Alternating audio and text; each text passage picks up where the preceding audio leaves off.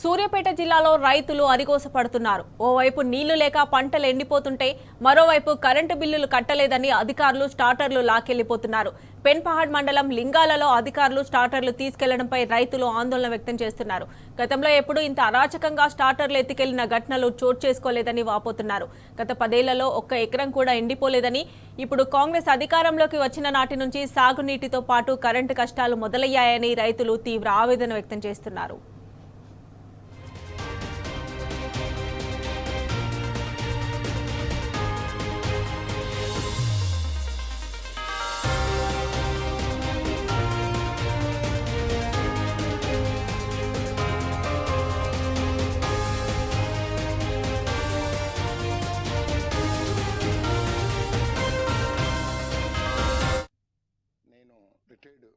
ఎంప్లాయీని ప్రస్తుతం వ్యవసాయం చేసుకుంటూ జీవిస్తున్నాను. గత వారం రోజుల నుంచి రైతులు స్టార్టర్ పెట్టెలు ఎత్తుకు వెళ్ళిన దాని గురించి రైతులందరూ ఆందోళన చెందుతున్నారు. గతంలో కేసీఆర్ గారు ముఖ్యమంత్రిగా ఉన్నన్ని రోజులు ఏనాడు గాని ఇటువంటి రైతులు బాధ పెట్టే పరిస్థితులు రాలేదు.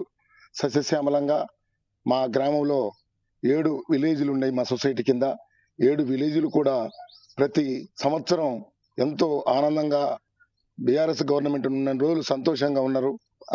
ఇంతలోకే ఈ సొసైటీ వారు ఈ స్టార్టర్ పెట్టెలను ఎత్తుకొని బలవంతంగా ఎకరానికి 500 రూపాయలు వసూలు చేస్తున్నారు.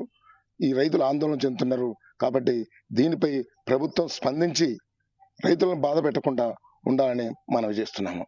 మాకు సంబంధించి L27 కింద కాలువ ఉండి మా ఊర్లో కొన్ని పొలాలు పారుతాయి, కొన్ని పొలాలు పారవు. కానీ మా కాలువ చేయటానే మీ పొలాలు పారుతున్నాయి అని చెప్పి దౌర్జన్యం చేస్తూ స్టార్టర్లు ఇప్పటికి వారం రోజులైంది సార్. మన L27 సిబ్బంది వచ్చి దౌర్జన్యం చేస్తూ స్టార్టర్లు పీక్కపోయారు. కనీసం ఆ పీక్కపోయినటువంటి వైర్లకు కూడా ఇంతవరకు ఒక కరెంటు టేపు కూడా వేయలేదు. నేను మొన్న పొలంలో నీళ్లు ఉన్నాయా లేవా అని చూస్తాను పోతే చూసుకోకుండా పోతే ఆ వైర్ తగిలి పొలంలో పడ్డా. నేను ఒకవేళ నా ప్రాణాలు పోతే ఎవరు దానికి స్పందిస్తారు? ఈ గవర్నమెంట్ లో ఇలాంటి దుశ్చర్య అయితే ఇది గత 4-5 సంవత్సరాల్లో అయితే ఎప్పుడు కరెంట్ బిల్లులు కట్టలేదు మేము. ఇప్పుడు దౌర్జన్యం చేస్తూ పెట్టెలు కూడా పీకటం.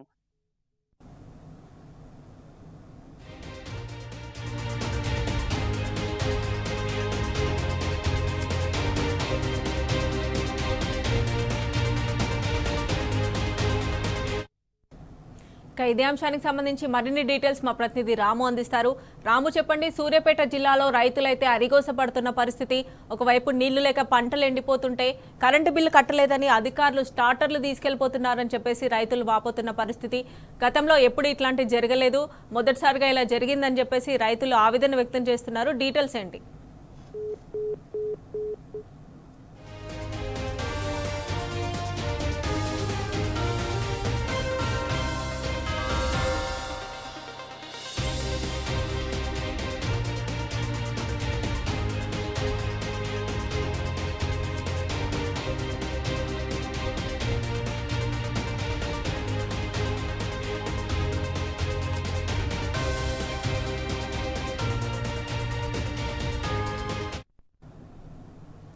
ఇదే అంశానికి సంబంధించి మరిన్ని డీటెయిల్స్ రాము అందిస్తారు. రాము, చెప్పండి.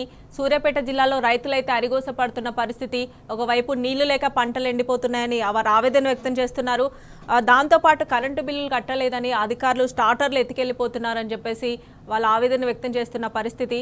రైతులు ఏమంటున్నారు?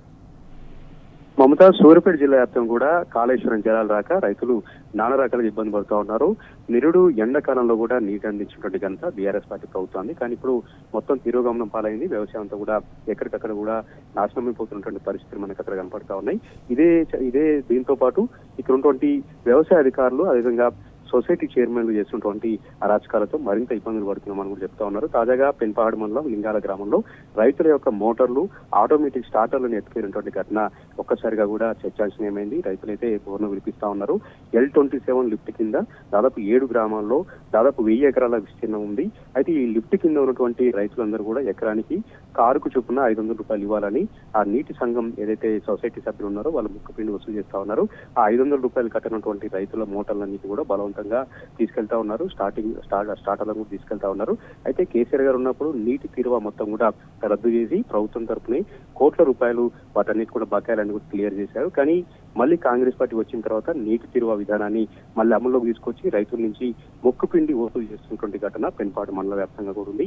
ఈ 7 గ్రామాల్లో కూడా ఎక్కడికక్కడ రైతులు సంవత్సరానికి 1000 రూపాయలు కట్టాలి, లేదంటే ఆ మోటార్లను పెట్టుకొనివ్వం, పంటలు పండివ్వనివ్వం అంటూ కూడా అకౌంట్ నీటి తీరువా సంబంధించినటువంటి సంఘం సభ్యులు చెప్పడంతో రైతులు ఈ రోజు రోడ్డెక్కారు. దీనిపైన ప్రభుత్వం చర్యలు తీసుకోవాలని కూడా చెప్తా ఉన్నారు.